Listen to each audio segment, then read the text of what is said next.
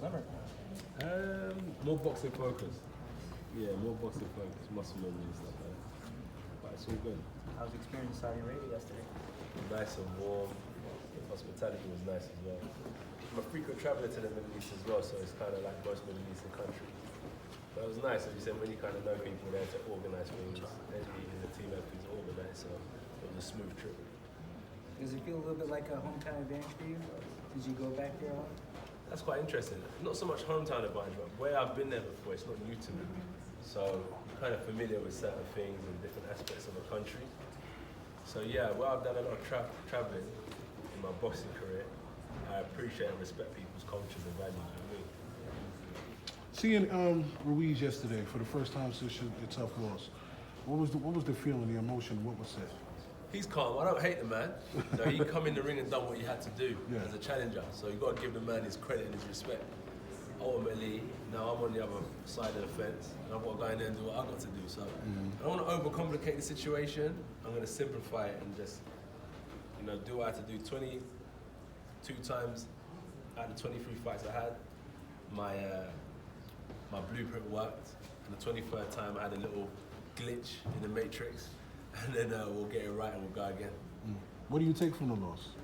As I said, like lifestyle stuff, you know, just things in my own life that I need to kind of fix up, straighten out. I always say, you're good in life, you can go to work as a good employee. You're good in life, you can be a good father. You're good in life, you can be a good husband or wife. So when I get these things straightened out, then I go to camp, I come to the fight as a good fighter, and I take them belts. Do you feel the pressure is even on both of y'all sides for you to become a unified champion again, as well as him trying to keep the belts?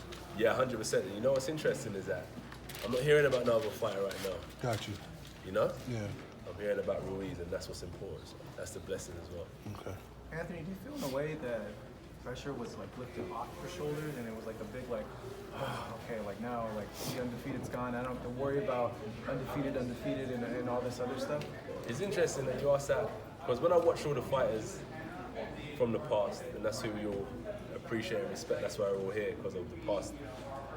You understand, hang on a minute, he took on us, then you look at it today, so from the era of Mayweather, you think, damn, that O is the most important thing, which it is not losing, but now when I listen to certain things, and before it was all about the motivational videos I listen to in the morning, it was all about, if you fail, you gotta get up, you get knocked down 9 times, you gotta get up.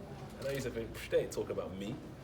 I'm on a winning streak, but now you start understanding it a little bit more, what it takes to come back. So even though I don't talk about losing as if it's a good thing, I understand now it can happen, and it's not about staying down, it's how you kind of pull yourself back up. Even when the whole world is against you and no one believes in you no more, you pull yourself back up and you climb to the top again, no matter how long it takes. What positives do you take from the loss? What positive things do I take from it? Yeah. It gives us more like openness with the team, you know, which is important. I got my strengths as well. My team teach me a lot of things, but if one thing's working, I'm gonna go in there and do it every time. Every time. But I believe that when you go to war, you need more tools in your box than just one thing or 2 things, and that's been working. So that time it didn't work, I've now got to go and sharpen my other tools that I've been kind of leaving to rust. And even though it's a short amount of time, that's why you said I've trimmed down, because nothing else was more important to me in this 3 months than sharpening the tools that I left out of the box. Rather than just coming in strong and fit, you would have just known I would have been working on the same things I have been.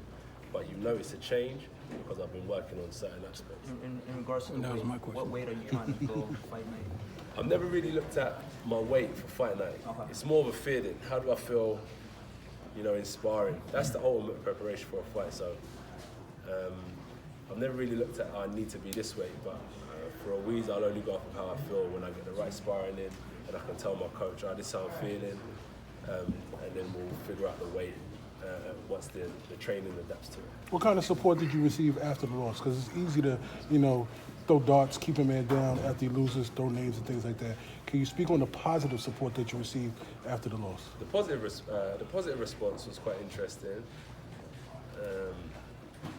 Get a lot of messages, you know, a lot of support. Within boxing or family and friends? Or family, friends, and boxing, some boxing. I've never really like needed my ego boosted anyway when I'm winning. So when I lost, I never really needed anyone to kind of pick me up. So I never kind of asked to be like cushioned when I fought. I just asked to be tougher when I fought. So I never really needed anyone to kind of be there to pick me up. So the response is the response in it. Go again, champ. Go again. But for me, I know where I'm at, and that's all that matters. How important? Sorry? Not necessarily. Ruiz a big boy anyway. And I see that, you know, the bigger they are, the harder they punch. He's got a certain style that he just needs his feet planted to land a good shot. So the heavier he is, the better he is, I think.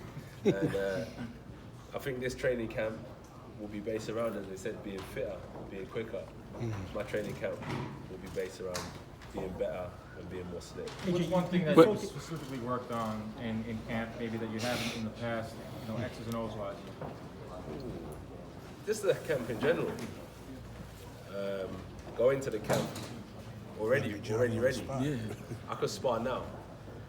What did we spar the other week? 10 rounds? Yeah, 2 weeks. 2 weeks ago, 10 rounds in the bank. So. You said spar. Yeah, but I'm saying it's not like we've got to wait 7 weeks into camp and think, all right, am I ready to do 6 to 8? Okay. You know, we're doing 8 to 10, 10 to 12. So you have people in camp right now sparring with you? The gym we train at, there's always heavyweights lurking, so it's always good to go there and get in. Is it hard to find somebody to mimic Ruiz style? It was in the short notice that we had. Right. You know, I remember, you know, I've seen Ruiz more this week than I will in the whole build up to the last fight. So you know, it was last time, but it's all good now. We have to get it right. But do you need somebody to mimic him now? 100%. 100%.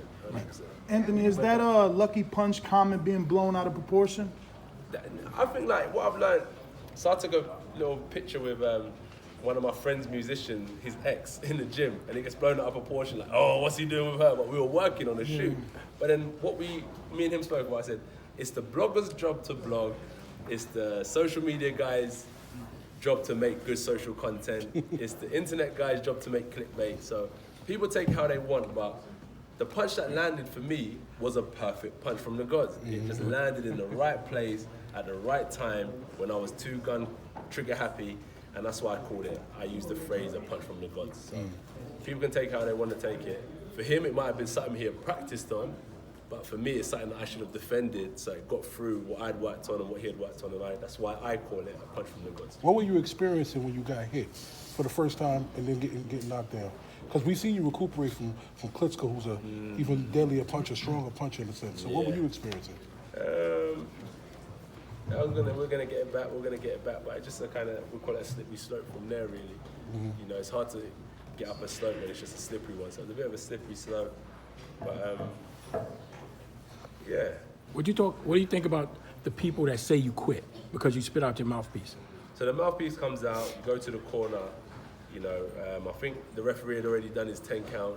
So I'm in the corner now, and then they put the mouth guard in, or you rinse it, and they say, you ready to fight? I say, yeah. So before my mouthpiece was even in my mouth, he had called off the fight. So I'm like looking at, you haven't even put my mouthpiece in, how am I going, what do you want me to do? Yeah, I'm ready, walk out without my mouthpiece in. So me and him had a miscommunication. And I always said when I was winning, in the amateurs and in the pros, I always say, my job is to fight. If you can listen to what I say. My job is to fight, the referee's job is to ref, and the judge's job is to judge. So yeah, that's his call, so be it. And next time, it's not my duty to leave it down to the ref. I've got to go out there and do my business. Take it out their hands. Take it out of their hands, that's what I'm It saying. seems like you're very focused right now on Ruiz. Dare I say, was there any even sliver of you that possibly overlooked him What, the Ruiz? first time? You know, it's that confidence. You know what you're good at, you know what you're capable of doing. So that was it, really. You could kind of see from the swagger in the ring, hand down, moving around. Giving him the belts. Yeah, just. Would you do that different? Well, bro. I mean, you know what I mean? For my 16th fight, I've been carrying them belts. But would you do that? Would you do that different? If you could do it again, would you let him touch those belts? Yeah, because I say this is that no issue or no small circumstance in a man's life should change his character.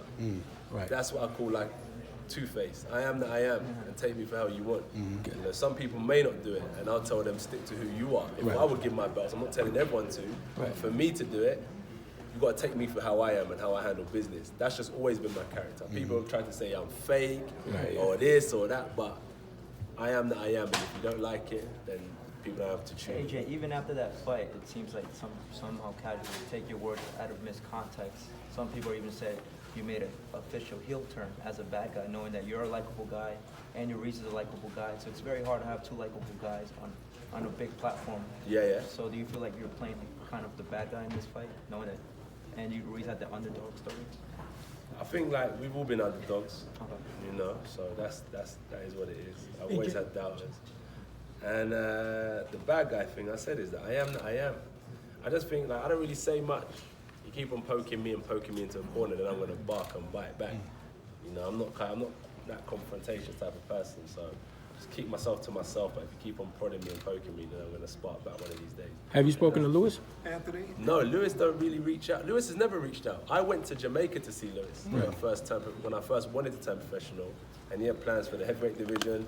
He had plans for what he wanted to do with myself, and I don't think they worked out of what I wanted to do. So I kind of didn't go down that route. And the only times I've ever heard of Lewis making contact is via the internet and stuff like that. Wow. Who does take time to call me and is not so much involved in the internet stuff is Vladimir Klitschko. Nice. Who calls me, advises me, and not really interested in internet, you know, like, not internet, what's the word? When Twitter they boost fingers. you up, when they boost you up. Oh.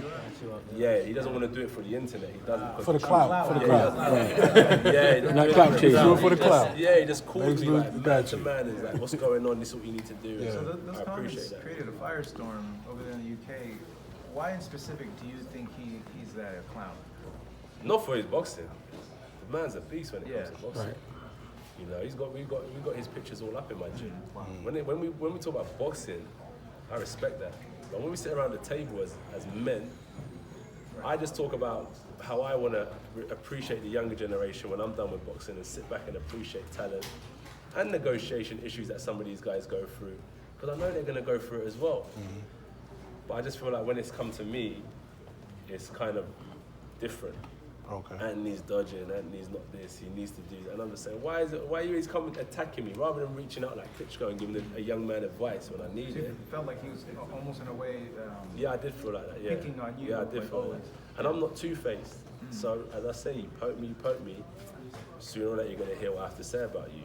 And I just noticed it's an ongoing occurrence is that people always kind of talk. Then as soon as I say something, it's like, boom, it explodes. So I Would tell a people, phone call fix it?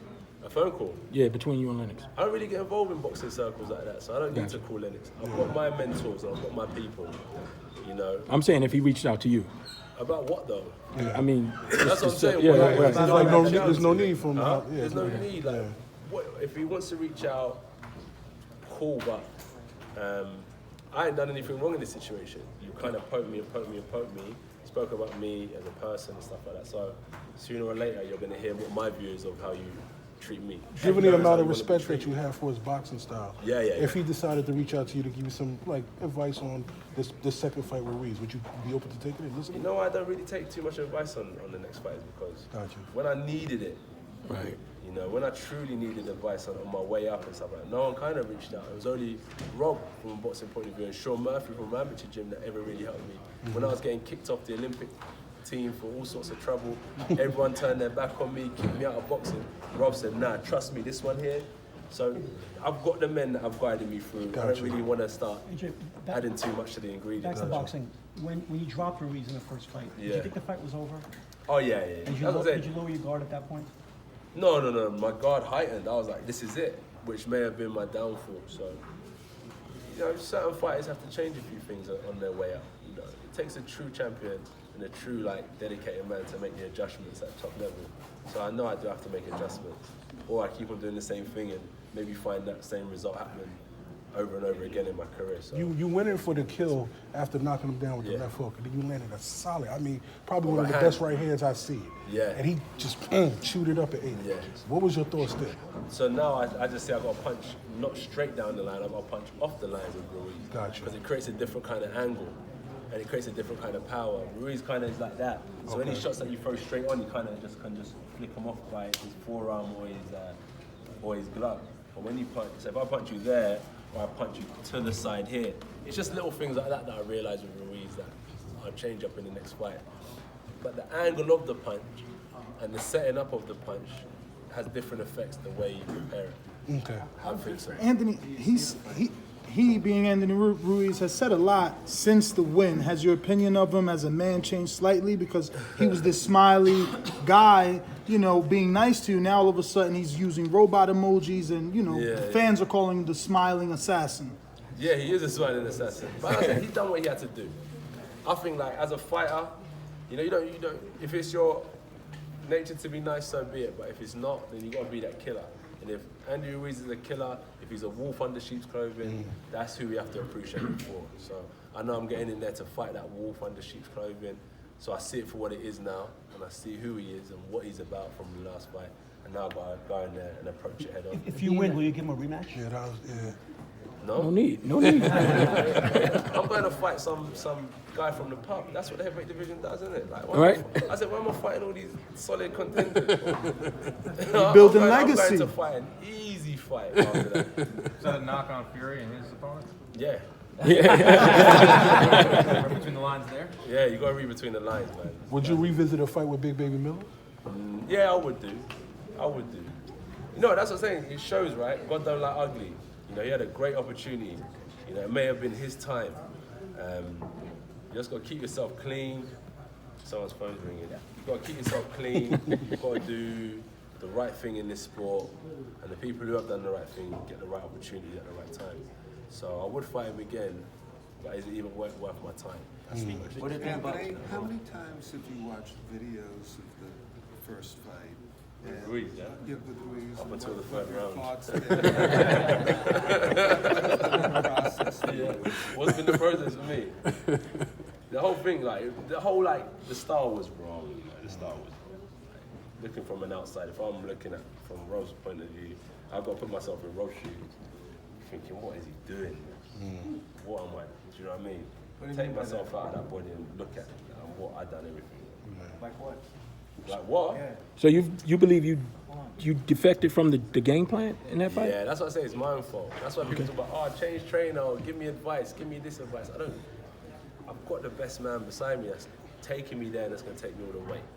You know, so it was me. I blame myself. I look myself in the mirror and I blame myself. So I'll get it right. Was the moment too big? Yeah, one more. What And did you do wrong, though? with suffering your first loss in the United States, would you revisit coming back to Madison Yeah, Square Garden? 100% I would do. You were saying that you felt you did something wrong. What exactly was it? You could just see like the whole demeanor. I'm chilling, my neck hurt. I gave him the belts, my shoulders. Like it's a lot, man. It's a lot. So even like down to what happens outside of the ring, conversations. We're building this whole division up, carrying it on our back. Now I'm just like, sure, Ruiz, cool. That's why you asked me about who am I fighting next. I'm telling you, I'll fight who I want. Don't tell me about no. I like you. Take it how you want. Like that's what I see. What the What about heavyweight Wilder division's bringing about. up your name once again? That's what he's supposed to do, though. Right. This is the heavyweight division. If he isn't calling my name, I'm saying, Eddie, why is my name being mentioned? Wilder's one of the best heavyweights in the division. I want to be alongside these guys. He wants to be alongside me. That's where we're all supposed to be as heavyweights. You gonna go to his restaurant? Entering the heavyweight division now. Who's it? I don't know if you gonna go Good to the fighter, restaurant. good feet. Good fighter, good feet. You know, he's fought heavyweights before in the WSB, World Series of Boxing. The crossover between amateur and pro. It's a hard game to stay on top of. Is the preparation a lot easier this time around, being that the majority of the time you only have to answer questions about one person? In your last That's fight, from you a had to mental answer point of questions view. about Mental pretty much point of everyone else. view. But it's still heavy. We've done a lot of traveling these last few days. I've had a lot of questions to ask myself in these last few weeks and months. But what's been a blessing for me is just training. I said I'm already in a good place. I'm not training for a fight. I'm now training for life. I'm training boxing. Boxing. Is there ever What about- you would love the rematch if you were trying to go for an interim fight first? It's quite interesting you ask that because the situation with like fighters when they're supposed to rematch straight away, the fans are calling for it. I could have been like, Ed, you know what? Between me and you, like, I'm telling you, I'm not ready for the rematch. But, you know, it's like we make the calls at the end of the day. We speak to the governors, and then we go from there. Rematch, roll. Would you change? I'm sorry. Would you change Miami for a change a training center? Because I mean, people that live out turning up in Miami. Oh, I swear to you. Did you think I was going out in Miami? I swear I'm disciplined. When it comes to, I keep my life simple and basic. I went down to South Beach at 2 o'clock on one Sunday for some. Yeah, we talked. Yeah, we spoke that day. Yeah. That's 2 o'clock in the afternoon, by the way. Yeah, I went down there for some lunch. That's the only thing I've done when I was in Miami. And, How was the it's reception nice. down there? In Miami? Yeah. In America right now, it's good, man. Yeah. In America, it's always good. Guys, we got to wrap up. How's the rematch going to be in your eyes? How different is it?